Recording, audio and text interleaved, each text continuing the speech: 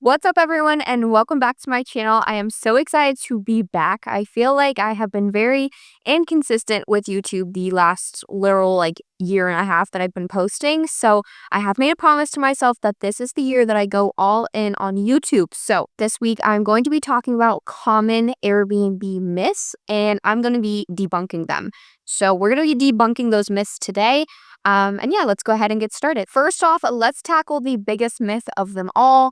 You need a lot of money to start Airbnb arbitrage. This one really I can't even be mad at people who think this because it is a very common misconception, and really it falls back on society and social media and our families and everything like that. Like, we're born to think that to start a business or to be successful, you need a lot of money. And what people are not telling you is that all these people are usually using other people's money. It's a very popular term called OPM, other people's money. And that is basically what so many of these successful business owners do. They use other people's money. And that's exactly what I did. For those of you who may have not known my full story, I started Airbnb when I was 19 years old. I just graduated high school. I did online school. I was 19 years old. I only had one credit card to my name. I think it had like a $3,000 limit on it. It was a personal credit card. But I decided to go all in on Airbnb. I got a yes for 3 apartments in the same complex. I signed the leases and I only used $800 cash. $800 cash. Now, there is obviously no way I furnished 3 apartments with $800, but I used $800 cash for security deposits through the apartment complex, application fees, admin fees, all that kind of stuff.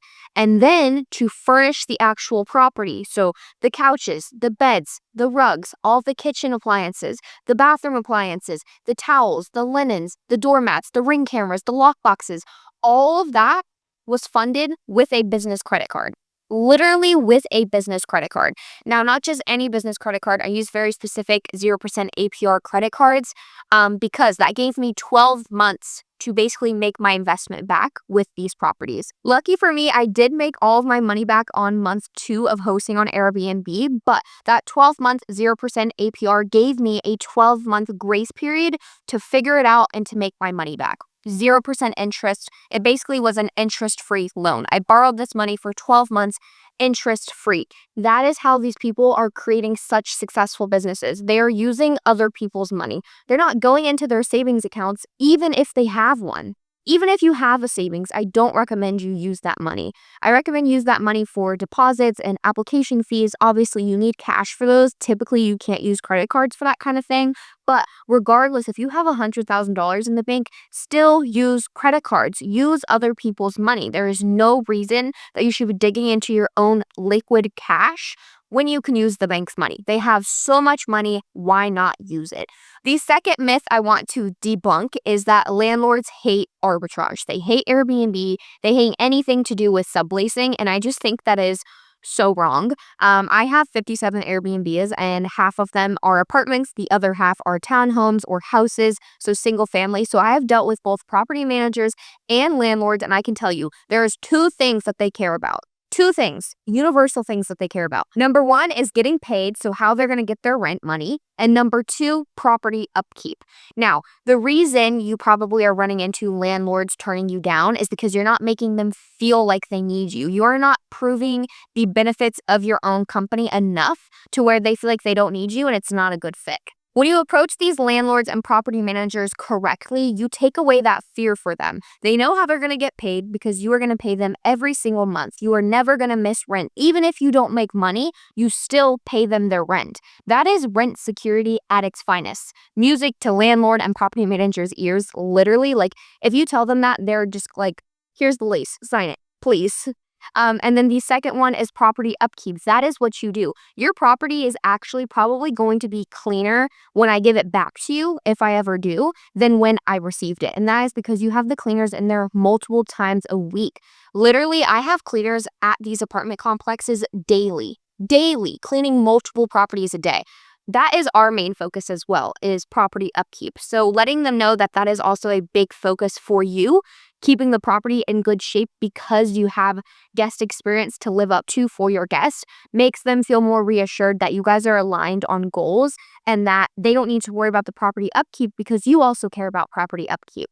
So yeah, it's really just about pitching them the right way and using their pain points as leverage. Those two pain points that I have seen across the board universally is getting paid. So when are they getting their rent? How can you guarantee they're going to get their rent? And the second one is property upkeep. Really dial in on the benefits of your business and how you can make the landlord's or the property manager's life easier. And I'm telling you, you're not going to run into any issues. The issue you are experiencing is your pitch. You're not making them feel enough. You're not making them feel like they need you enough, and that's why they are turning you down.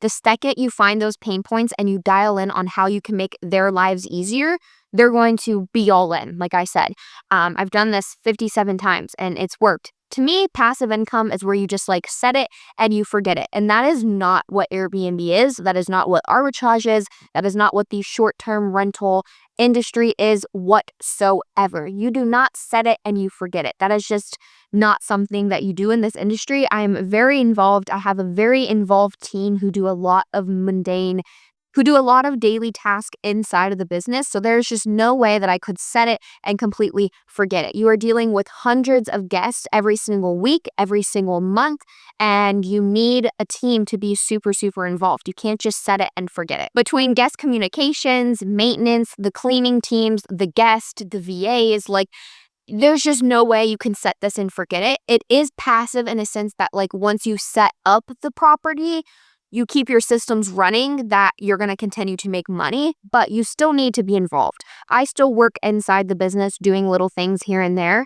Obviously, my main focus now is on scaling, and I've built a fully automated team of VAs to do these day-to-day tasks, but there is just no way without the team or without me that this business would be as successful as it is now, because it's not passive. It is more passive compared to other businesses and other industries, but I don't just like set it and close my laptop and never have to do anything about my business at all. That is far, far, far from the truth. And if anyone is telling you that Airbnb is passive, or really any business is passive, they are lying to you. They are lying to you. But the beautiful thing about this business is the systems, the operations, the automations, and the teams that you can build.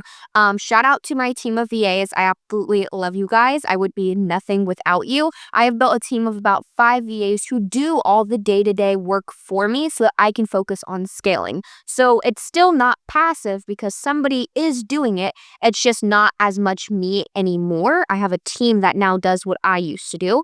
So I would say it's still not passive, but with the right systems, operations, automations, and teams in place, you can take the day-to-day work yourself. You can take yourself out of that, outsource it, and delegate it to someone else, and then you can focus on scaling. I hear all of these all the time, especially I've heard them in person before all the time, but especially on social media, on TikTok, Instagram, YouTube, these are like everything I hear every single day. Airbnb is too saturated. Are you really making money? And I just think, yes, there's competition. There is competition in every industry. Uber have competition. There's Lyft. There's still taxis. There's Waymo. There's so much competition. Amazon, Walmart, Target, all of these things have competition, but they each target a different audience, a different niche, and there's room for everyone to succeed. And also, there's competition no matter what industry you go in. Real estate, do you know how competitive being a real estate agent is? And still, hundreds of thousands of real estate agents have insane success? It's saturated on paper, yes, but there's also room to come in and do it better than your competition. And that is why I thrive and why my students thrive, because we do things top tier. We are the best at what we do. We don't half-ass it like a lot of these other hosts do. So if you look up a market, let's say Austin, Texas, for example, it might say that there's 8,000 properties there. But out of those 8,000, who are performing at top 1%? If you look at top 1%, you probably knock it down to about maybe 1,000 properties, maybe a little bit more, maybe a little bit less. But on paper, you're not competing with 8,000 people. You're now competing with 1,000 people because you're going to come in and be a top 1% performer. Now you look at what those top 1% people are doing, and that is how you replicate your business model to be top 1%. So yeah, I think there's a lot of markets that are saturated, but it's saturated with not always such great hosts and people that you're not going to be comparing yourself to. So I always say find a market, look at how many units are there, and then find your top competitors, your top performers, because that is how you're going to come into the market and perform. So that's really what you're comparing yourself to. You're not comparing yourself to the other 7,000 who are ma and pa, who took iPhone photos, who don't use dynamic pricing, who have terrible reviews. I do Airbnb arbitrage. That is my whole entire business. Yes, I post on social media, but my actual business is Airbnb arbitrage. Like, I have 57 properties. This is what I do. I do arbitrage, and I built a 57 unit portfolio in 2 years. Obviously, it works. Obviously, I make insane money doing it. I would not be doing it if it didn't make me money. And I've done a lot of businesses in the past. I've done drop shipping. I've done Amazon FBA. I've done email SMS marketing, UGC. I had a UGC agency. I sold crafts on YouTube. Like, I have done it all, and I have never, ever, ever, ever made this much money.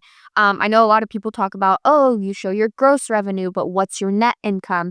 So on average now, I'm doing about $200,000 every single month on Airbnb, and I am netting about 45% of that. 40 to 45%. You have to also think too, it's like in business, a lot of these businesses are not netting as much as they are making, which is completely normal.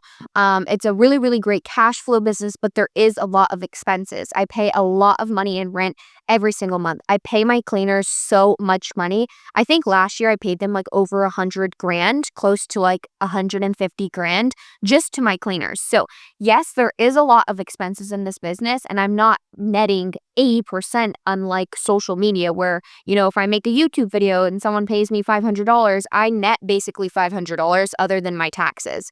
With a business like this, you do have a lot of expenses.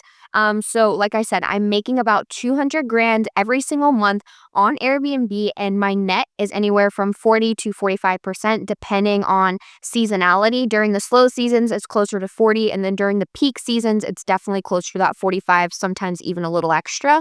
But yeah, there's definitely a lot of expenses in this business, and I don't net as much as I wish I netted. Obviously, seeing like, bringing in 500 grand a month, you want all that 500 grand, but that's not all your money. You have to pay everyone and then you get paid.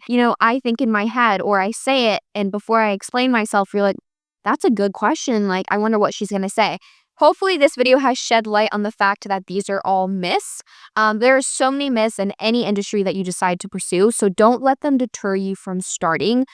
Every business is going to have, competition or saturation or, profit margins or anything like that. Every business is going to have those things, but you just need to start. You need to choose to do it. These are going to be things that you hear in every single industry, whether it's real estate, whether it's boutique hotels, whether it's drop shipping, whether it's UGC. Every industry has their myths. Every industry has their misconceptions.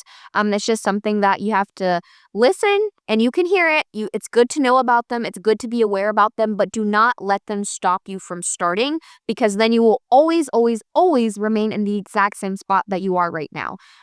So hopefully I shed light on some of those myths that you may have heard before or even thought yourself, and kind of gave you that confidence to just push it to the side and go all in. And most importantly, I hope this video inspired you to just think differently and also take action. Like I said, it's good to be aware of these myths. So I hope to meet you guys very soon. If you have any questions, please comment down below, and I will see you guys very, very soon in my next videos. Bye!